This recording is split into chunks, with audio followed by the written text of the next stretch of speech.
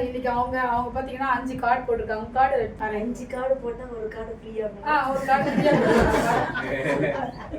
Madam 10 card போட்டா ஒரு card ஃப்ரீயா கொடுத்துட்டு தான் இருக்கோம். நாங்க கொடுத்துட்டு தான் இருக்கோம். அதனால இவங்க மேல எல்லாரும் நம்பிக்கை. எவ்வளவு கோடி கணக்கில் பண்ணாலும் இவங்க கிட்ட இருந்து 10 பைசா அவங்க ஏமாற்ற மாட்டாங்க. ஜெனின் பர்சனை எல்லாரும் நம்பி அவங்க கிட்ட நம்ம சேரலாம். இந்த குழுக்களுக்கு கூட அன்னைக்கு நான் பார்க்கும்போது ஏதோ பீரோல இருந்து அப்பதான் எடுத்து இந்த பெட்டிகளை போட்டு நல்லா குழுக்க வச்சு சர்வீஸ் பண்ணணுங்கிற ஒரு மென்டாலிட்டி மேடம். ஆனால் இவங்களால எத்தனையோ பேர் பெனிஃபிட்டு அனுபவிச்சுட்டு ஓடி போனவங்களும் இருக்கிறாங்க.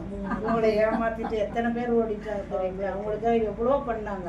அதை நம்பி அந்த பாய் எப்படி மேடம் எவ்வளோ பண்ணீங்க எல்லாம் அதெல்லாம் வந்து நம்ம எடுத்துக்க கூடாது. நம்ம என்ன நம்ம கடமையை செய்ய பலன் நம்மளுக்கு கரெக்டா கிடைக்கும் அப்படின்னு நம்ம ஏமாத்த கூடாது. பிறர் எது செய்யறாங்களோ அது அவங்களுடைய விஷயங்கள். ஆனா நம்ம என்ன பண்ணணும், கரெக்டா நம்ம பண்ணோம்னா நம்மளுக்கு என்கிட்ட சொல்லல. நான் அந்த டிவி இதுல பார்த்தா கூட ஒன்று போட்டு விட்டுருங்க. அவங்க மாசம் எல்லாம் கட்டணும்.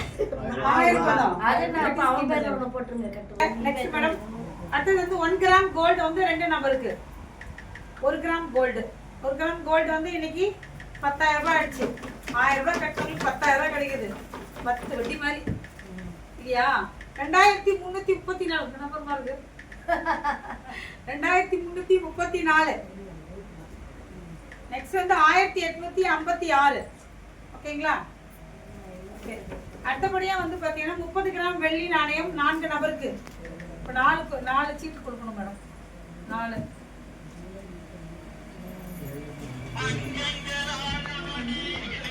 ஓகே. இந்த 4 வந்து பாத்தீங்கன்னா 1457. 1457. ஓகேங்களா? நெக்ஸ்ட் வந்து பாத்தீங்கன்னா 1995. 1995. நெக்ஸ்ட் 2220. யாருக்கா வந்துருக்கா? 2220. அதுக்கப்புறம் 72. 72. ஓகே. நெக்ஸ்ட் அதுக்கப்புறம் வந்து இண்டக்ஷன் ஸ்டவ் வந்து பாத்தீங்கன்னா 5 பேருக்கு இண்டக்ஷன் ஸ்டவ்